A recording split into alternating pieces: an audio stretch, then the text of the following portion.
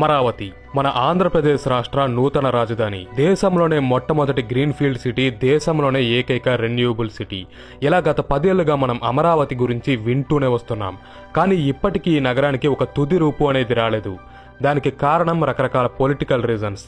అయితే గతాన్ని పక్కన పెడితే ప్రెజెంట్ అమరావతి నిర్మాణం అనేది కేవలం మన రాష్ట్రానికి మాత్రమే కాకుండా మొత్తం దేశానికే చాలా ఇంపార్టెంట్గా మారింది.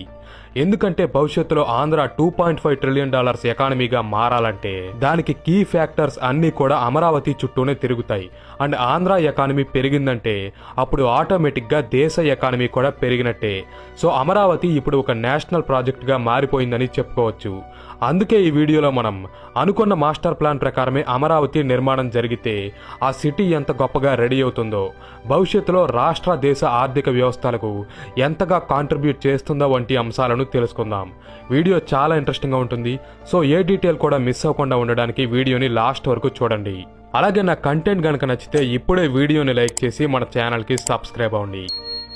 ఫిక్స్ చేసిన మాస్టర్ ప్లాన్ ప్రకారమే అమరావతి కన్స్ట్రక్షన్ అనేది జరిగితే అప్పుడు దేశంలోని హైదరాబాద్, బెంగళూరు వంటి సిటీసే కాదు కదా, ప్రపంచంలోని ఎంత గొప్ప మహానగరమైనా సరే దీని ముందు దిగదూడిపే అంత గ్రాండ్గా ఉండబోతుంది మన అమరావతి.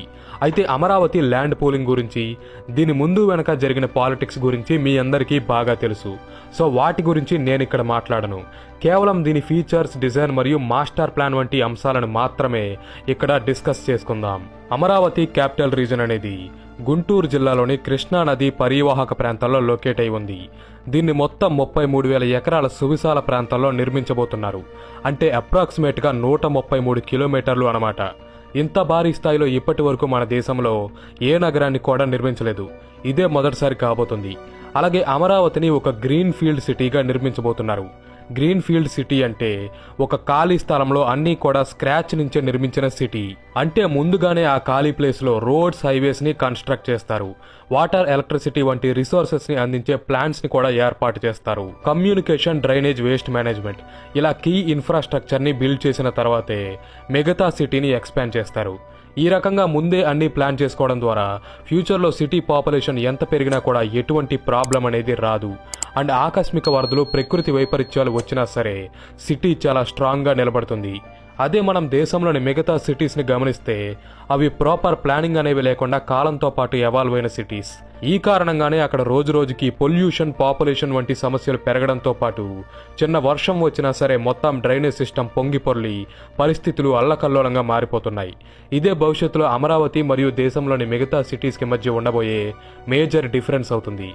ల్యాండ్ పూలింగ్ ద్వారా అమరావతిలో సేకరించిన మొత్తం 33,000 ఎకరాలని 9 డిఫరెంట్ జోన్స్గా విభజించారు. వీటిలో ఒక్కో జోన్కి ఒక్కో స్పెషాలిటీ ఉంది. అవే government zone, commercial zone, residential zone, education zone, industrial zone, tourism zone మరియు ట్రాన్స్పోర్ట్ జోన్. ఇలా 9 డిఫరెంట్ జోన్స్ ఉండబోతున్నాయి. ముందుగా గవర్నమెంట్ జోన్. ఇక్కడే మన ఆంధ్రప్రదేశ్ రాష్ట్ర నూతన అసెంబ్లీ, హైకోర్టు, సెక్రటేరియట్ మరియు మినిస్టర్స్ ఆఫీసెస్ ఉండబోతున్నాయి. వీటిలో ముఖ్యంగా అసెంబ్లీ మరియు హైకోర్టు బిల్డింగ్స్ని దేశంలో మునుపెన్నడూ చూడని విధంగా చాలా ఐకానిక్ అండ్ ఇన్నోవేటివ్ మోడల్స్లో డిజైన్ చేశారు. ఇవి చూడడానికి చాలా అద్భుతంగా ఉంటాయి. భవిష్యత్తులో మన ఆంధ్రప్రదేశ్ రాష్ట్రానికి సంబంధించిన మొత్తం పాలన అంతా కూడా ఈ గవర్నమెంట్ జోన్ నుంచే జరగబోతుంది. అలాగే కమర్షియల్ జోన్ని ఒక ఫైనాన్షియల్ హబ్గా మార్చబోతున్నారు. ఇక్కడే కీలకమైన IT parks, business reasons, bank, startup centres వంటి ఆర్థిక సంస్థలు ఉండబోతున్నాయి.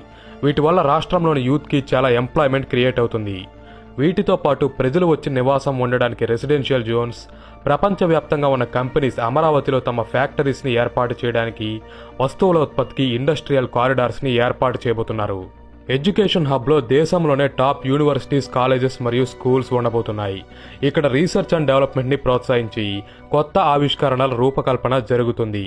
అలాగే ప్రజలకు హై క్వాలిటీ వైద్యాన్ని అందించేందుకు ఒక డెడికేటెడ్ హెల్త్ జోన్, టూరిస్టులను అట్రాక్ట్ చేసేందుకు amusement parks, cricket stadiums, museums, బౌద్ధ స్తూపం ఇలా ఎన్నో టూరిస్ట్ స్పాట్స్ ఉండబోతున్నాయి. ఫ్యూచర్లో ఈ 9 జోన్స్ కూడా అమరావతిలోని నవనగరాలుగా ఫేమస్ అయ్యే ఛాన్స్ ఎక్కువగా ఉంది. ప్రెజెంట్ మన దేశంలోని మెజారిటీ సిటీస్ ఫేస్ చేస్తున్న అతిపెద్ద ప్రాబ్లం పొల్యూషన్. పొల్యూషన్ కారణంగా మనం పీల్చుకునే గాలి కూడా కలుషితమవుతుంది.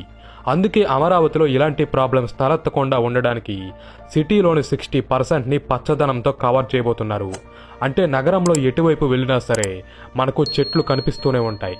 దీనివల్ల ప్రజలకి ఫ్రెష్ ఆక్సిజన్ అందడంతో పాటు సిటీ వాతావరణం ఎప్పుడూ చాలా ఆహ్లాదకరంగా ఉంటుంది. అమరావతిలోని ట్రాన్స్పోర్టేషన్ కోసం కూడా రకరకాల విధానాలని ఉపయోగించబోతున్నారు. ఇక్కడ 5 లేన్ హైవేస్ అండ్ ఎక్స్ప్రెస్ వేస్తో పాటు metro rails, hyper loop, rapid bus systems మరియు కృష్ణానదిలో వాటర్ ట్యాక్సీస్ ఉండబోతున్నాయి. అమరావతి, గుంటూరు, విజయవాడ ప్రాంతాలను కలుపుతూ 210 కిలోమీటర్ల భారీ ఔటర్ రింగ్ రోడ్ని ఏర్పాటు చేయబోతున్నారు. అలాగే అమరావతిని దేశ విదేశాలకు కనెక్ట్ చేసేందుకు ఒక బ్రహ్మాండమైన గ్రీన్ఫీల్డ్ ఎయిర్పోర్ట్ కూడా ఇక్కడ నిర్మాణం కాబోతుంది. ఈవెన్ ప్రజలు వాకింగ్ చేయడానికి, సైక్లింగ్ చేయడానికి కూడా అమరావతిలో డెడికేటెడ్ ట్రాక్స్ని ఏర్పాటు చేస్తారు. ఈ మోడ్ సహాయంతో అమరావతిలో అసలు ట్రాఫిక్ సమస్యలు వచ్చే ఛాన్సే చాలా తక్కువ అని చెప్పుకోవచ్చు. ఫ్యూచర్ని దృష్టిలో ఉంచుకుని ఈ సిటీ సుమారు 50 లక్షల నుంచి 1 కోటి మంది ప్రజలు నివసించడానికి అనుగుణంగా ఉండేలా దీన్ని డిజైన్ చేశారు. అండ్ అమరావతి ఇండియాలోనే మొట్టమొదటి పూర్తి రెన్యూవబుల్ సిటీగా మారబోతుంది. అంటే సిటీని రన్ చేయడానికి కావాల్సిన ఎలక్ట్రిసిటీ మొత్తం కూడా సోలార్ ఎనర్జీ, విండ్ ఎనర్జీ వంటి